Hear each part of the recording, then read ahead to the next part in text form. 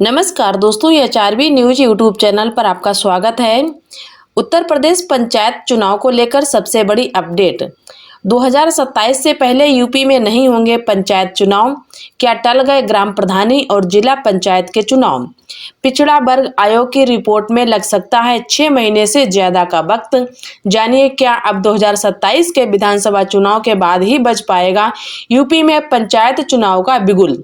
देखिए सबसे बड़ा राजनीतिक और कानूनी विश्लेषण।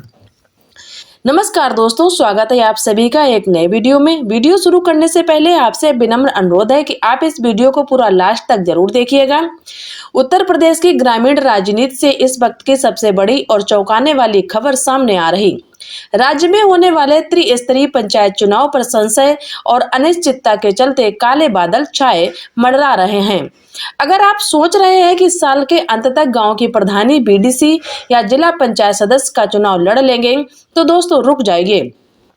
हमारे सूत्रों के अनुसार ये खबर निकल कर आ रही है कि उत्तर प्रदेश में गांव देहात की सियासत में भूचाल लाने वाली है।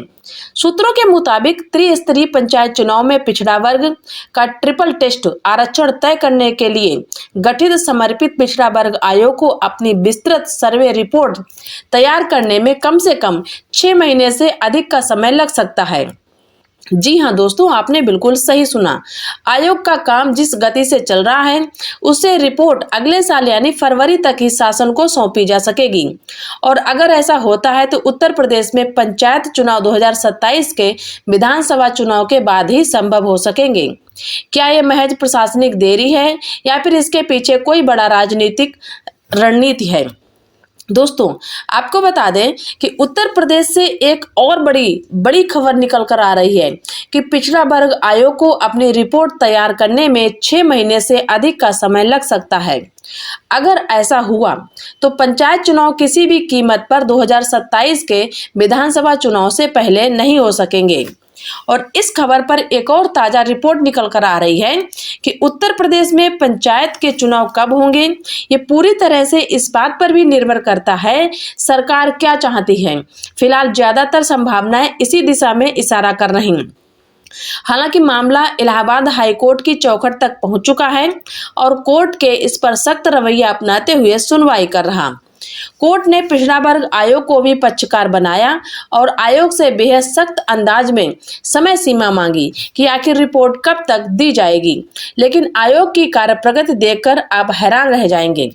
उत्तर प्रदेश में कुल 75 जनपद हैं, लेकिन अब तक आयोग सिर्फ 11 जिलों का ही भ्रमण कर पाया। 2 महीने बीत जाने के बाद भी अगर केवल 11 जिलों का काम पूरा हुआ तो बचे हुए 64 जिलों में ब्लॉक और ग्राम पंचायत स्तर पर जाकर सर्वे करने में कितना समय लगेगा, इसका अंदाजा आप खुद लगा सकते हैं। इसी वजह से ये प्रबल संभावना बन रही है कि रिपोर्ट फरवरी तक ही बन पाएगी।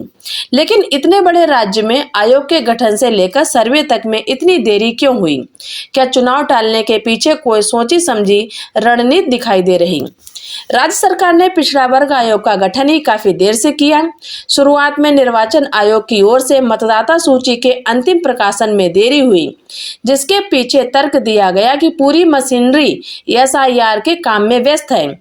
इसके बाद योगी कैबिनेट में पिछड़ा वर्ग आयोग के गठन का प्रस्ताव लाया गया और 19 मई को इसका औपचारिक आदेश जारी हुआ। दोस्तों अब 2 महीने बीतने के बाद भी रफ्तार बेहद धीमी है।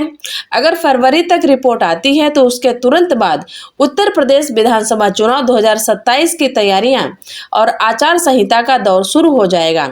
ऐसे में एक साथ 2 बड़े चुनाव कराना प्रशासनिक रूप से संभव नहीं होगा। दोस्तों यहाँ ध्यान देने वाली बात यह है कि राजस्थान हाईकोर्ट ने हाल ही में वहां की राज्य सरकार को पंचायत और निकाय चुनाव के लिए एक सख्त लक्ष्मण रेखा और टाइम बाउंड शेड्यूल तय कर दिया।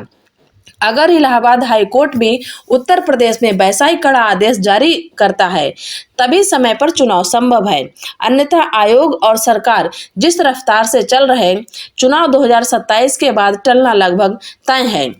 दर्शकों आपको बताते चले कि जब सीतापुर कलेक्ट्रेट में आपत्तियों के निस्तारण और सुझाव के सिलसिले में आयोग पहुंचा था तो हमारे संवाददाता ने आयोग के अध्यक्ष सेवानिवृत्त न्यायमूर्ति राम अवतार सिंह से सीधी बातचीत की। और उन्होंने आयोग जो वो चेयरमैन है आयोग को, उन्होंने कहा था कि हम पूरी तैयारी कर रहे हैं, प्रत्येक जिले में स्वयं जा रहे हैं। अभी तक हम केवल चौथे पांचवें जिले तक पहुंचे हैं। यूपी के सभी 75 जिलों में घूमकर पिछड़ा वर्ग के प्रतिनिधित्व और आबादी के आंकड़ों का अध्ययन किया जाएगा। सभी मानकों और दस्तावेजों की जांच के बाद ही रिपोर्ट तैयार करके शासन को प्रेषित की जाएगी। इस पूरी प्रक्रिया में समय लगेगा। आयोग के चेयरमैन का ये बयान साफ कहता है कि आयोग पहले से ही मानकर चल रहा कि सर्वे में लंबा वक्त लगेगा। आपको बता दें कि इस आयोग में अध्यक्ष के रूप में पूर्व न्यायमूर्ति राम अवतार सिंह के साथ 2 सेवानिवृत्त अपर जिला जज और 2 रिटायर्ड अधिकारी सदस्य के रूप में शामिल हैं। आयोग ने अब तक मेरठ, हापुड़, बागपत, सीतापुर, बाराबंकी, हरदोई, रायबरेली, अमेठी, अयोध्या, सुल्तानपुर, संभल, मुरादाबाद और रामपुर जैसे जिलों का ही दौरा किया। जिलों का अध्ययन ही दिसंबर तक चलेगा, जिसके बाद अंतिम रिपोर्ट तैयार करने में फरवरी आ जाएगी। दोस्तों, पंचायत चुनाव को लेकर उत्तर प्रदेश में सियासत भी गरमाई हुई है। पंचायत राज मंत्री ओम प्रकाश राजभर शुरुआत से दावे कर रहे थे कि चुनाव पूरी तरह समय पर होंगे, लेकिन अब वे विपक्षी दलों और कानूनी अड़चनों को जिम्मेदार ठहरा रहे। दूसरी ओर समाजवादी पार्टी और विपक्षी दल सरकार पर जानबूझकर चुनाव टालने का आरोप लगा रहे।